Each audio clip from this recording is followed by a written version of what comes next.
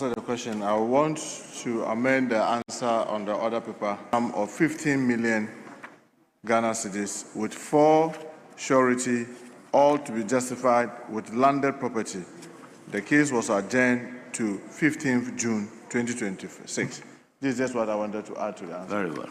Thank you very much, Mr. Speaker. The Speaker, on the 2nd of November 2024, in the broad daylight on set, Obole and Isaac Jemfi, customers of client Amo Bafo, complainant, Mr. Speaker, the Chief Executive Officer of Cabes Jewelry visited the complainant's jewelry shop located at Adabraka Market area to transact in gold. After a successful transaction, the funds realized from the transaction was loaded in the boot of a red Toyota Corolla saloon car with registration number GE 4840-2024-24.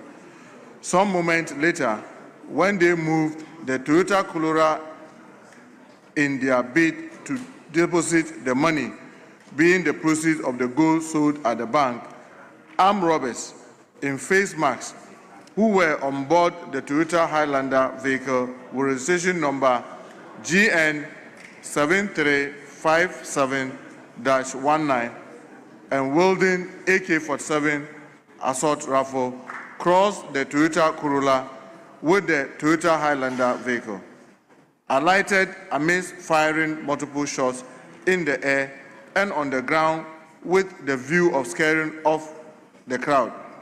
Shots the driver in charge of the Toyota Corolla in both legs and succeeded in robbing the victims of an amount of 7,500,000 Ghana cedis, which was parked in the boot of the Toyota Corolla. They also entered the gold shop at gunpoint and robbed 620 grams of gold valued at 863,688 Ghana cedis belonging to the complainant and escaped. The action the police took, Mr. Speaker, police had information of the incident and activated its surveillance system with the view to track and trace suspects. Through sustained intelligence, on 20th November, Mr. Speaker, that's after almost a year, 2025, Salim Mohammed at Farinwater was arrested at Crystal Hospital at Ashama to assist investigation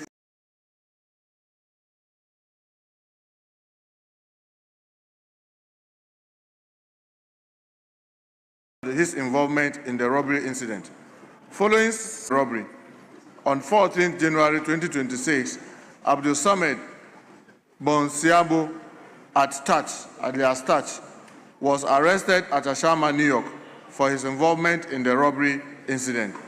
On the 19th of January 2026, police received information that Fatau Ibrahim, alias Motorway, and Abubakar Sadiq, alias 50 Cent, have been cited at Pom Katamanso near Ashama after being on the run for several months based on their involvement in the robbery incident.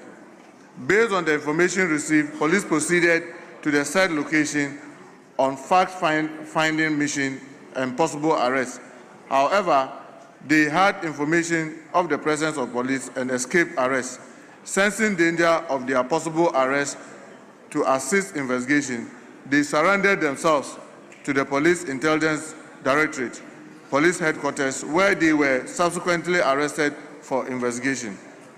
Subsequently, Solomon Nati Lano, alias Rasta, was also arrested at Somia to assist investigation. However, Baba Chika, alias Oil Money, is currently still at large. Mr. Speaker, a thorough search conducted at the house of Ilyasu Al-Hassan, alias Arab Man, and Hamza Gregor, alias Lambert, alias Ni Boku, led to the retrieval of 43 rounds of AK-47 assault rifle ammunition, 249 BB cartridge, 2 pump-action guns, 4 police bulletproof vests, a pair of black police boots, and a Gota handset. Upon interrogation, Elias Alasan, alias Arab Man, claimed ownership of the aforementioned items. On 14th January 2026, the Toyota Highlander, which was used for the robbery, was retrieved from the residence of a witness without any registration number plate fixed on it.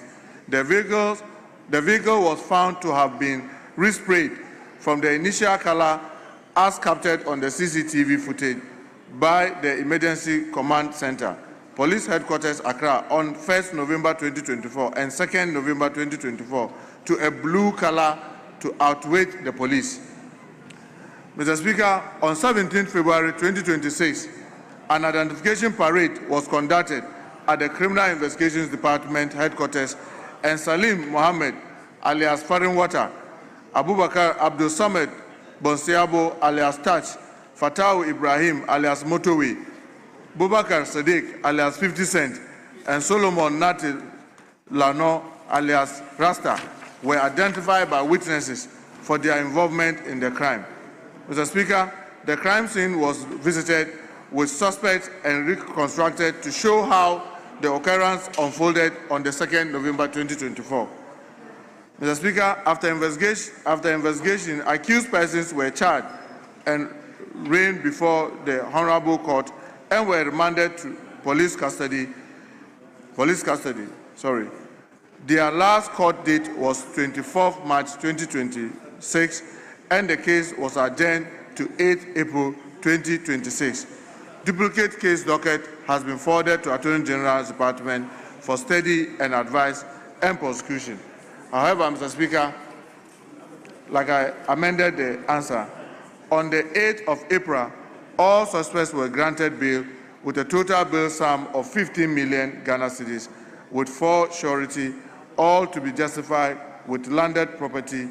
The case was adjourned to 15th June 2026. Thank you, Mr. Speaker. Any supplementary question?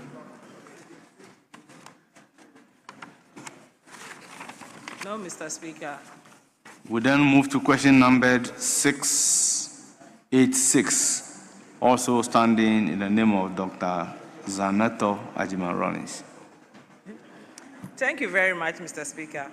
Mr. Speaker, I have the authority of the Honorable Zanato Ajiman Rollins to ask your permission to ask the question to the Honorable Interior Minister. Mr. Speaker, thank you.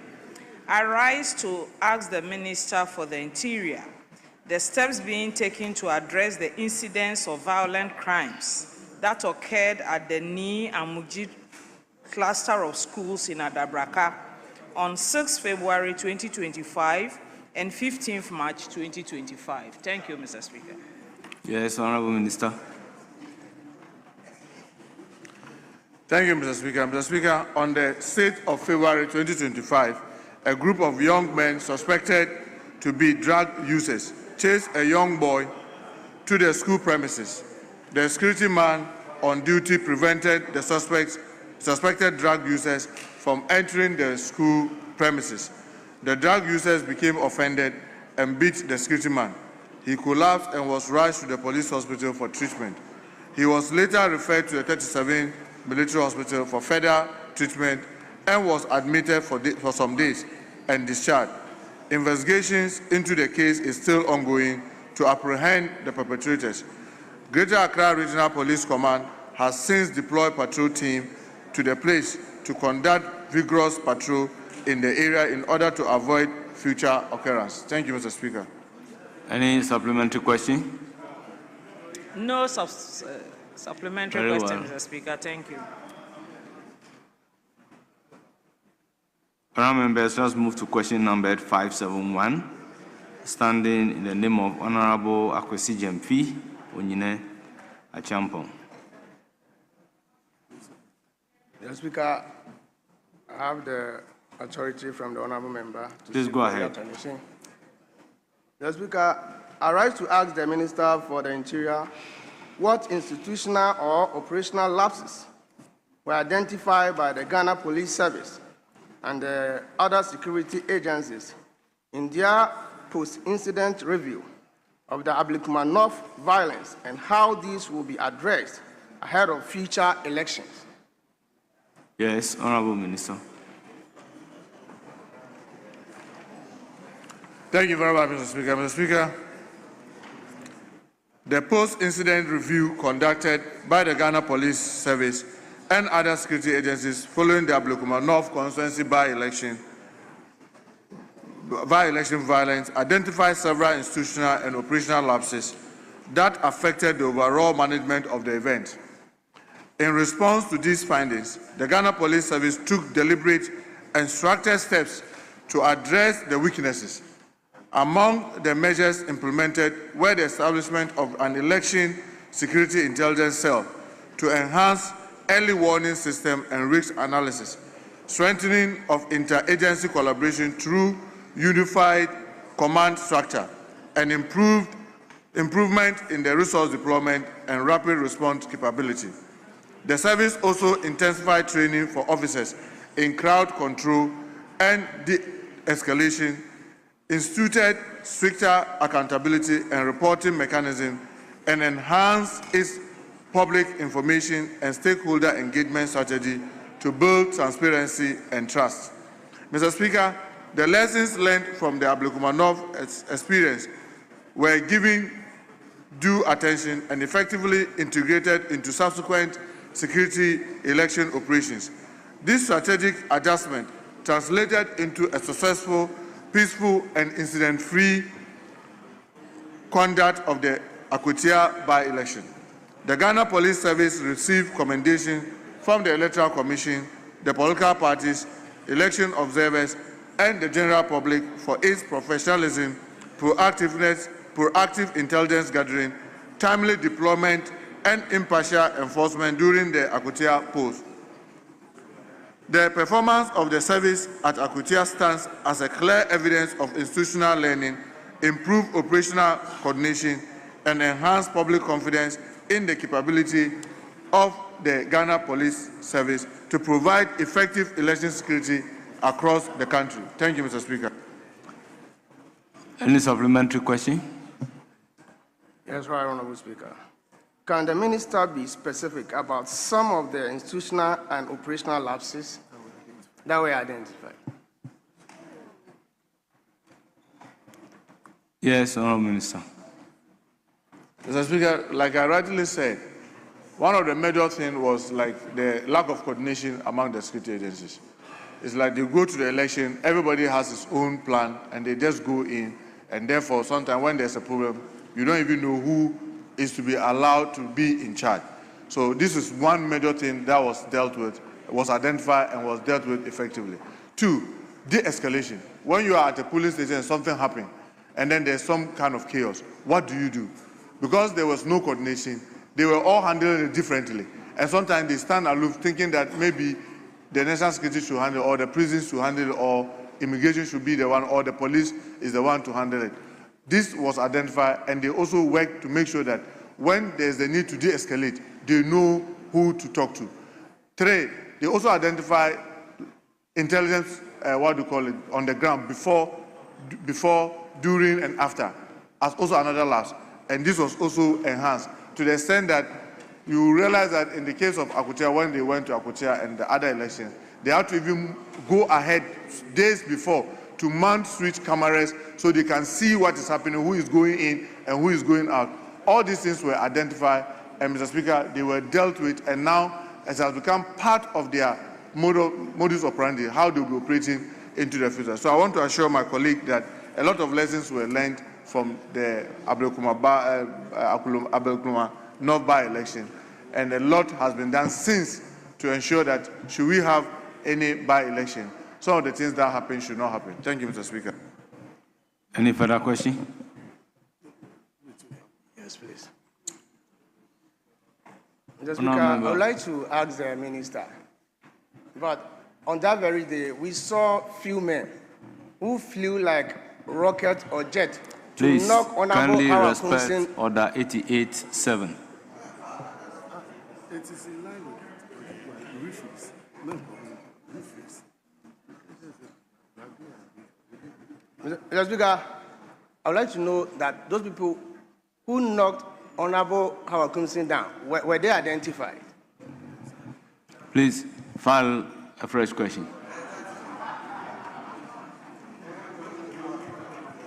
Thank you, Mr. Speaker. Yes. Thank you very much, Right Honorable Speaker. Mr. Speaker, the Honorable Minister indicated in his response that some of the lapses that were identified included intelligence amongst others. My question to the Honorable Minister is that the officers, the individuals that were caught on camera having assaulted others, whether the camera having identified them, they've been Please file a arrested. fresh question. Oh, Speaker, this is directly in line with The this. question is on institutional lapse. Yes. But that's an institutional lapse, identifying people. Please file a fresh question. Okay, Mr. Speaker. Honourable members. Mr. Yes. Speaker, can I come up with Yes. another supplementary question? Mr. Speaker, according to the minister in his response, he said that the service also intensified training for officers in crowd control and de-escalation and instituted stricter accountability and reporting mechanisms. I would like to find out from the Honorable Minister whether the reporting format that came from the incident that happened in Ablekuma have all been addressed according to the police. I thank you. Yes, Minister. Thank you, Mr. Speaker. Mr. Speaker, I can assure my colleague that yes, almost all the incidents that were reported were dealt with, including even those in the assault and this. People were prosecuted. Yeah, they were presented before the court. They were prosecuted. Some of them received love.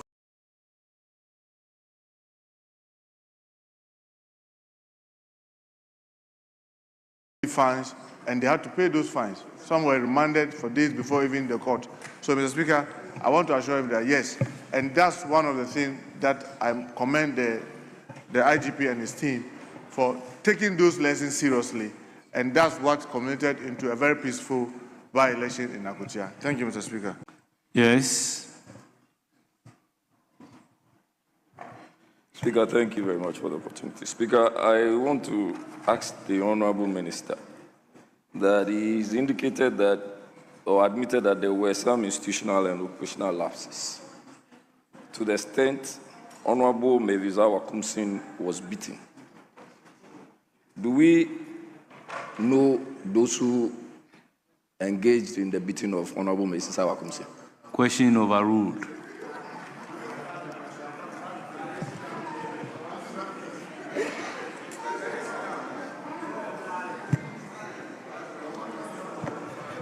Mr. Speaker, this is the Parliament of the Republic.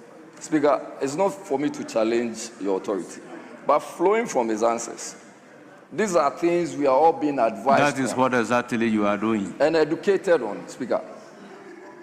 Speaker, because if our Kumsin was beaten and we are able to get some institutional lapses and we have been able to identify the people, even a deterrence from Honorable Deputy Minority Whip, your question is overruled. Very well, if you Speaker. have another question, you Speaker, may go ahead and ask. Thank you.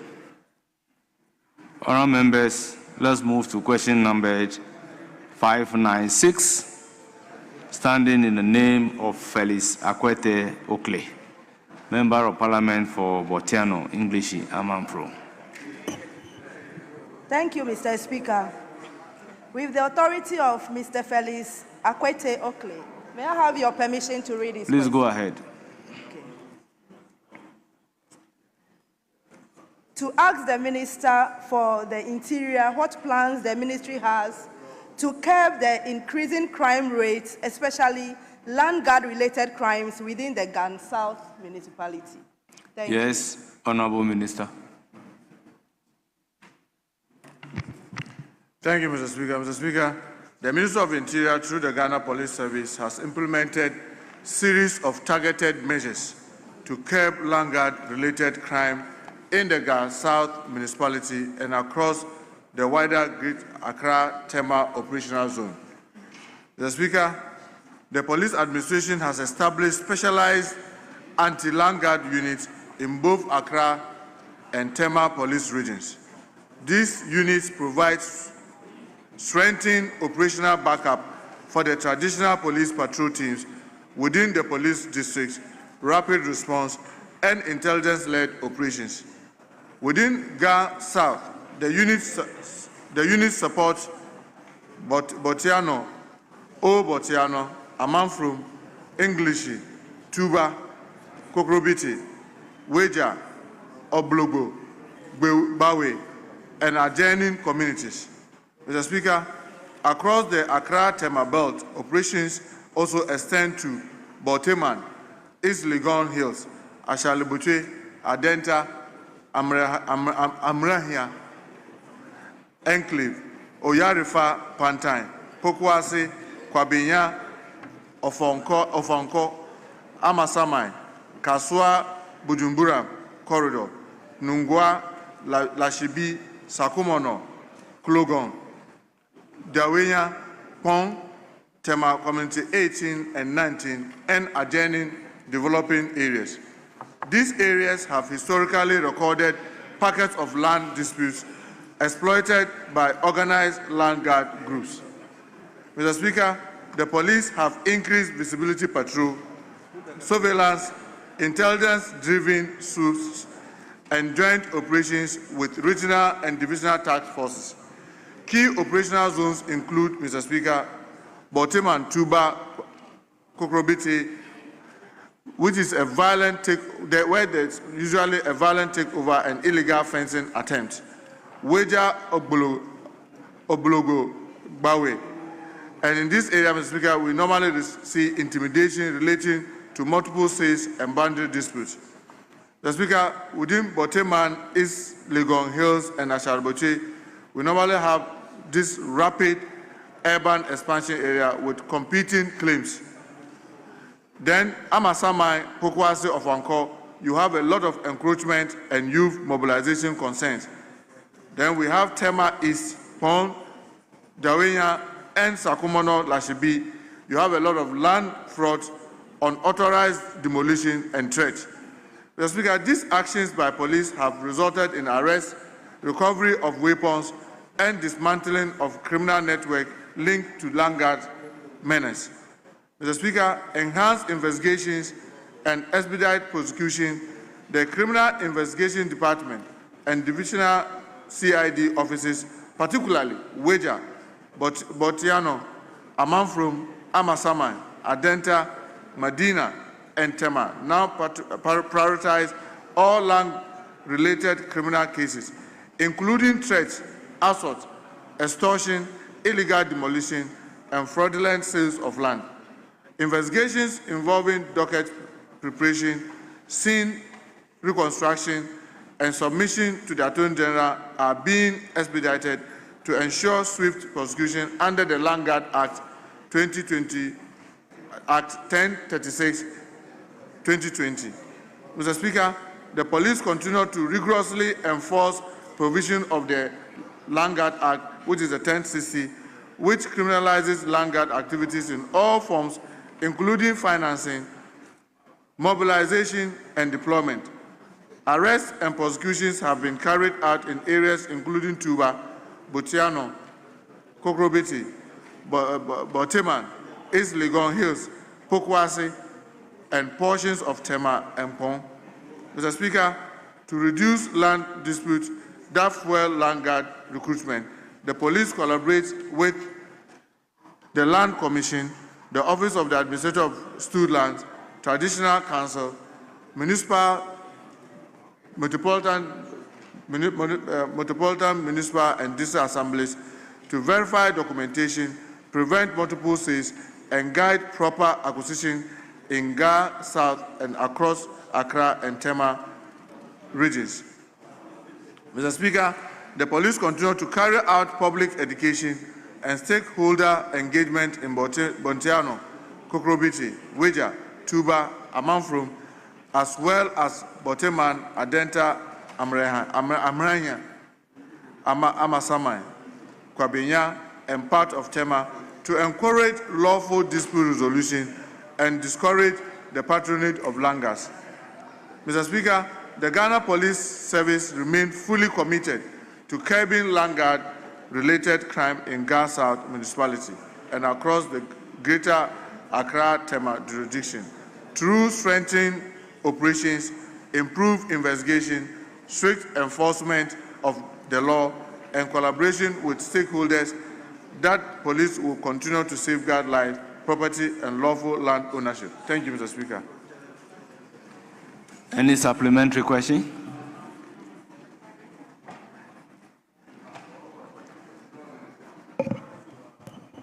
Thank you very much, Mr. Speaker. Thank you, Honorable Minister, for the response. Yes.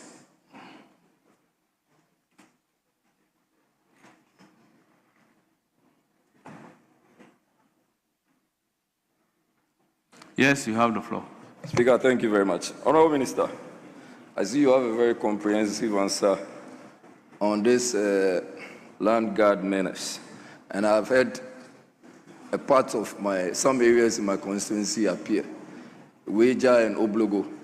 Minister, so these land guards who sometimes wield guns, I do not know if you have been able to seize or take from them some of these guns, and if we have proceeded to prosecute them to also serve as a deterrent. Because one of the things that is known as part of their models is when you are, for instance, at a site and you have started construction. Honorable Jerry Ahmed.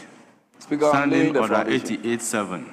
Yes, Speaker, I'm laying the foundation. I read, a member in asking question shall not address the House, raise any argument, or offer an opinion. So strictly supplementary question.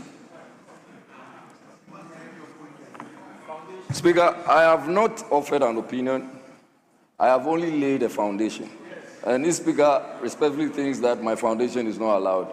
I can resume my seat. Please ask a supplementary question. So, Minister, with all of the issues I've enumerated, I want to find out from you if we have been able to arrest some of these people wielding guns and machetes, and what prosecutions have we done, especially for the public to know, and so for other people who are also interested. Honorable Minister. Minister, please. Yes, Honorable Minister. Thank you, Mr. Speaker. Mr. Speaker, in my answer, I clearly stated that we have intensified the arrests and prosecutions, and we've been liaising with the Attorney General's office, except to also admit sometimes the court delays. You present them before the court, there's sometimes unnecessary adjournment, and the court delay, the delay sometimes weakens the security agencies in their effort to get this done. But I want to assure you, like I said in my answer, that many that have been seen, even with cutlass, have been prosecuted for use of it. And even the organizations, many of them will go in to dismantle the network and get some of the kingpins arrested. But like I said, the best we are able to do is to present them before the court. And I don't like to be saying that, Mr. Speaker, that we may have to create special call for almost everything.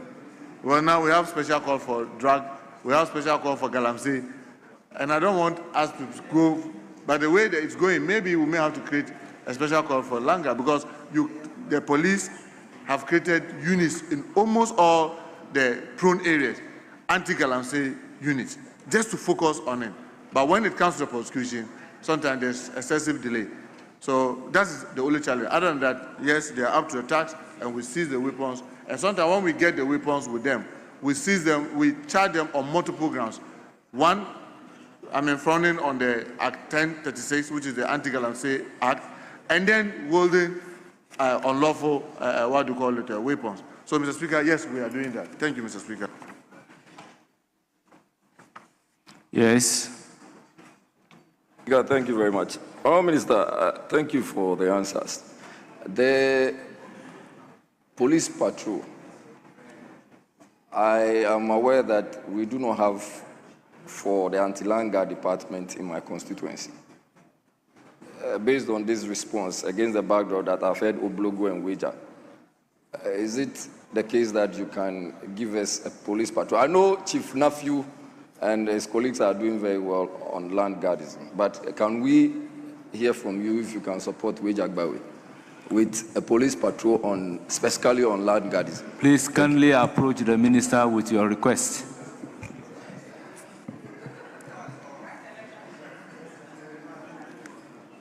Honourable members, let's move to question number 650, standing in the name of Honourable Richard Query, Member of Parliament for Nandom.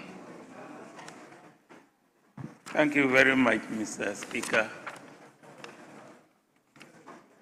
Mr. Speaker, I rise to ask the Minister for the Interior when the proposed police station at Ko in the Nandom constituency will be constructed and operationalized to combat escalating crime and enhance community security. Yes, Honourable Minister. Thank you very much, Mr. Speaker. Mr. Speaker, the police, through community engagement, encourage the chiefs and elders of the Ko community to build a police station. The construction is ongoing, but at a slow pace. Efforts are being made to involve the district assemblies to support the construction and the completion of the building. Mr. Speaker, I also want to take this opportunity to encourage my colleague to assist in getting the community to complete the police station. Thank you, Mr. Speaker. Yes, any supplementary question? Yes, Mr. Speaker. May I suggest, Mr. Minister, don't you think it will be good if government will start the project so that some of us can mobilize our people to provide labor and other issues that may be needed? Thank you. Yes, Honourable Minister. Mr. Speaker, the major challenge that we have, I'm happy my colleague is a member of the Defense and Interior Committee, and he will recollect that in 2026, the capital expenditure budget for the police is 10 million. And he agrees with me that with that, the challenges that we have. But we know now today, a lot of the District Assembly Common Fund, chunk of it goes to the district. The district should own their security situation and let us be supporting them. When it comes to this infrastructure, I'm sorry to say, Mr. Speaker, myself, if you go to Aswansi, when I became a member of Parliament, there was only one police station. All the additional 4 that was built by me through the support that we get here. So that's why I'm saying that focus and try and use the little resources that come to you to also support us. Because if you want to wait for the center to build, it may take much longer. But I want to assure you that once budgetary allocations are made adequate, we'll be more than happy to get it completed. But I'm sure that if you mobilize within the community, you may be able to finish it faster than waiting for us to come from Accra. Thank you, Mr. Speaker. Any further question? Yeah. No, Mr. Speaker. I thank the Minister for his answer. Very well. This is a constituency specific. Honourable members, let me crave your indulgence to pause here and acknowledge the presence of some revered guests and students in our midst. Let me start with the students from Kwabenya Atomic MA 3 and 4 Junior High School, led by Madam Victoria Ando, headmistress. They are from Dromi, Kwabenya, they numbered 95. We also have Lord Our Savior School, led by Mr. Prince Salom, director. They are from Pong Akantamanso, they numbered 65. Honourable members, on your behalf, I welcome our students to Parliament and urge them to have a fruitful visit. Honourable members, I have the pleasure to introduce to you 11-member delegation comprising 7 honourable members and 4 officers of the Standing Committee on Public Accounts of the National Assembly of Namibia. They are here on a visit from Monday 8th to Friday 12th June 2026. They are here to engage and interact with their colleague, honorable members of the Public Accounts Committee of Parliament of Ghana. This visit offers an opportunity for the delegation to also meet with key institutions of state that have the mandate of driving the fiscal policies of our country, as well as ensuring the prudent use and efficient management of state resources in line with applicable regulatory statutes. Our visitors are: 1. Honorable Hendrik Gaubaib, Member of Parliament and Chairperson or leader of the delegation. 2. Honorable Hilaria Mukapuli, MP, Committee Member. Then we have Honorable Modestus Achipara, Member of Parliament, Committee Member. We have Honorable Beta Ngifikwa, Member of Parliament and also Committee Member. Then we have Honorable John Luo Muntong, a Member of Parliament and also a Committee Member. Then we have Honorable Pro-Job Amupanda, Member of Parliament and Committee Member. We have Honorable Ine Hengari, Member of Parliament and Committee Member. We have Mr. Willem Isaac, Deputy Director. We have Ms. Imelda Hume, Audit Director. We have Mr. Geoffrey Muhinda, Parliamentary Clerk. And we have Dr. Bridget Fikunawa, Chief Policy Analyst, as well as visit to Ghana. Once again, you are most welcome.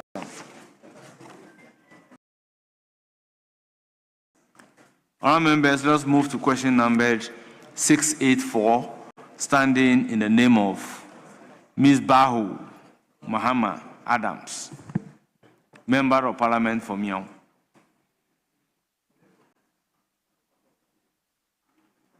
Yes, you have the floor. Thank you, Mr. Speaker. Mr. Speaker, I have the authority of the Honorable Member for Miao, Ms. Bahu Mahama Adams, to ask the question. I wish to seek your leave to do so. Please do.